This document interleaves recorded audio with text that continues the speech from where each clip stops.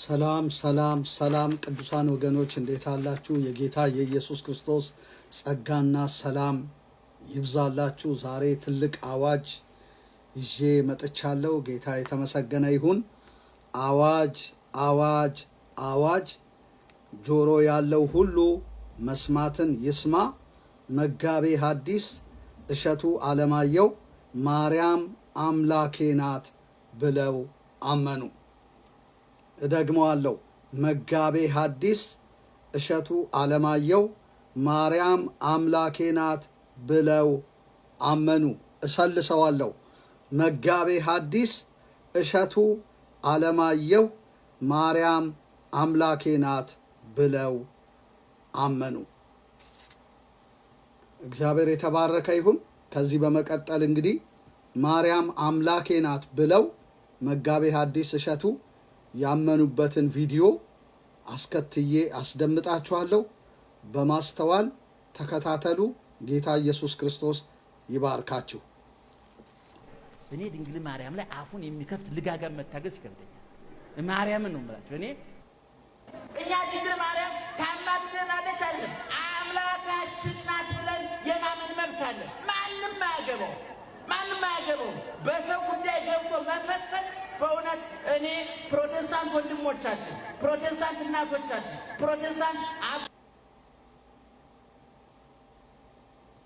እሺ እንግዲህ እግዚአብሔር አምላክ የተመሰገነ ይሁን ለዘላለም። እንደሰማችሁት እኚህ ሰው እኛ ድንግል ማርያም ታማልደናለች አይደለም አምላካችን ናት ብለን የማመን መብት አለን። ማንም አያገባውም። በሰው ጉዳይ ገብቶ መፈትፈት በእውነት እኔ ፕሮቴስታንት ወንድሞቻችን፣ ፕሮቴስታንት እናቶቻችን፣ ፕሮቴስታንት አባቶቻችን ብለው ስጋታቸው ፕሮቴስታንት እንደሆኑ ተናግረዋል ማለት ነው። ስለዚህ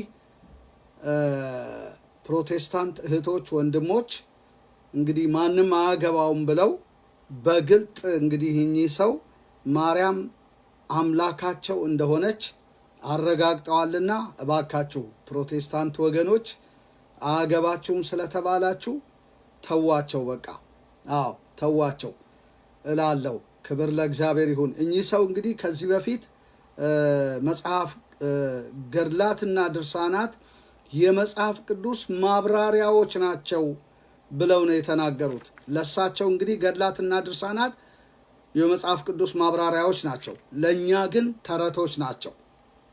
ማብራሪያዎች ሳይሆኑ ተረቶች ናቸው እና ያሏቸው እነዚህ ገድላትና ድርሳናት የመጽሐፍ ቅዱስ ማብራሪያዎች ናቸው ብለው ሽንጣቸውን ገትረው የተሟገቱላቸው ገድላትና ድርሳናት ማርያም አምላክ ናት ብለው እንዲያምኑና እንዲቀበሉ አድርጓቸዋል ማለት ነው። እስካሁን ድረስ ግን እኛ ማርያም አምላክ ናት መቻልን ብለው ነበረ ይሉ የነበሩት። አሁን ግን ማን አያገባውም፣ ማርያም አምላካችን ናት የማለት መብት አለን ብለው በግልጽ በይፋ በአደባባይ ተናግረው አምነዋል ማለት ነው። ስለዚህ ፕሮቴስታንት ወንድሞች እህቶች ብቻ ሳይሆን እንግዲህ በዋነኝነት ፕሮቴስታንትን ይማጸኑ እንጂ ተውኝ ሲሉ ከዚያም መልስ በጣም ትኩሳት የሆኑባቸው ተሐድሶዎች ስለሆኑ እኔ ደግሞ አያይዤ ተሐድሶዎች ባካችሁ ብዬ እናገራለሁ። ማለት በከሳቴ ብርሃን ሐዋርያዊ የተሐድሶ አገልግሎት ያላችሁ እነ መምህር ጌታቸውና ከነ መምህር ጌታቸው ጋር አብራችሁ የምታገለግሉ እንግዲህ አደራ በቃ ይህን አዋጅ ስለሰማችሁ መጋቤ ሐዲስ እሸቱን አታስጨንቋቸው። ሐመረ ወንጌል ዘኢትዮጵያ እነ መርጌታ ሙሴ መንበሩ እና አብራችሁ የምታገለግሉ ወገኖች መጋቤ ሐዲስ እሸቱ ማርያም አምላኬ ናት ስላሉ አታስጨንቋቸው። በቃ አደራ እላለሁ። እንደገና ደግሞ ቃና ተዋህዶ መርጌታ ጽጌ ስጦታው በተለይ በጣም ሄዴክ ሆኗል። መርጌታ ጽጌ ስጦታው አደራ እንግዲህ መጋቤ ሐዲስ በግልጽ መጋቤ ሐዲስ እሸቱ በግልጽ ማርያም አምላኬ ናት ብዬ ማመን መብቴ ነው፣ ማንም አያገባውም ስላሉ መርጌታ ጽጌ ስጦታው አታስጨንቃቸው። እንግዲህ አደራህን እባክህን። ሌላው እነ መምህር በጋሻው ደሳለኝ፣ እነ ፓስተር ትዝታው ሳሙኤል፣ እንደገና ደግሞ እህታችን ዘማሪት ዘርፌ ከበደ አታስጨንቋቸው። መጋቤ ሐዲስ እሸቱ በግልጽ ኦፊሻሊ ማርያም አምላኬ ናት ብለው አምነዋልና አታስጨንቋቸው። በጣም በቃ ስጋት ውስጥ ነው ያሉት። በስጋት በንዴት በብስጭት ነው እየተናገሩ ያሉትና ሌላ ነገር ውስጥ እንዳይገቡብን ቀስ እያልን እንጸልይላቸው እንጂ አናስጨንቃቸው። ቃለ አዋዲ እንደገና ደግሞ ሌሎች የረሳኋቸው አሉ። አሁን ላይ በጣም በኃይለኛው እየሰሩ ያሉ አፍላገ ሕይወት እነ መምህር ቀጸላ፣ እነ መምህር ኃይለ ኢየሱስ፣ እነ መርጌታ መላክ የቅኔ መምህሩ አታስጨንቋቸው። መጋቤ ሐዲስ እሸቱ አለማየሁን እንደው አደራ በቃ ማንም አያገባውም ብለዋል እኮ በቃ በጣም ትኩሳት ሆነንባቸዋል፣ የእግር እሳት ሆነንባቸዋል። እና በጣም አሁን እንደ ሳኦል ጭንቀት ውስጥ ነው ያሉት እኚህ ሰው። እና በወንጌል የተዋጃችሁ ሌሎችም እነ መምህር አሰግድ ቃለ አዋዲም አታስጨንቋቸው መጋቤ ሐዲስ እሸቱ አለማየሁን። በጣም የእግር እሳት ትኩሳት ሆነንባቸዋል ማለት ነው። እኔም አላስጨንቃቸውም ከዚህ በኋላ በቃ በግልጽ ማርያም አምላኬ ናት ስላሉ ምን ማድረግ ይቻላል? ይሄን ሀሳባቸውን እስኪለውጡ ድረስ እንጸልይላቸዋለን እንጂ ልናስጨንቃቸው አይገባም። እና ስንጸልይ ደግሞ ሄደን መሆን የለበትም። ሄደን እንጸልያለን ወይ እናጽናናለን የምንል ከሆነ እንደ ሳኦል ቀስታቸውን አንስተው ነው የሚወረውሩባችሁ።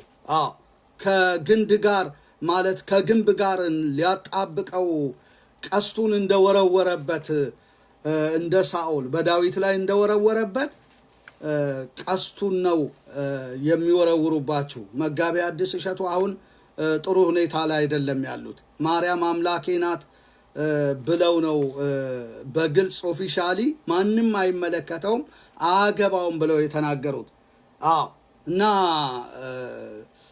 እኛ እኔ የመለስኩ መስሎኝ እንግዲህ እሳቸውን የጠቀምኩ መስሎኝ ከዚህ ነገር ለማውጣት ወደ ከፋ ነገር ውስጥ እንዳይገቡ ብዙ ተናግሬ ነበር።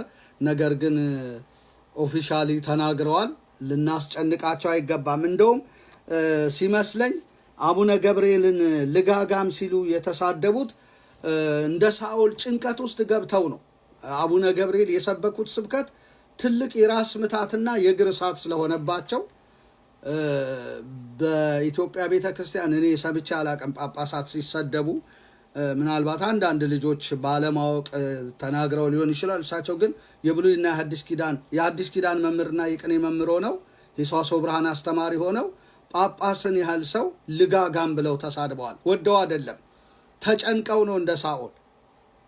ጭንቀት ውስጥ ገብተው ነው ለካ አቡነ ገብርኤልን እንደዛ የተናገሩትና ለአቡነ ገብርኤልም በዚህ አጋጣሚ በትህትና እናገራለሁ።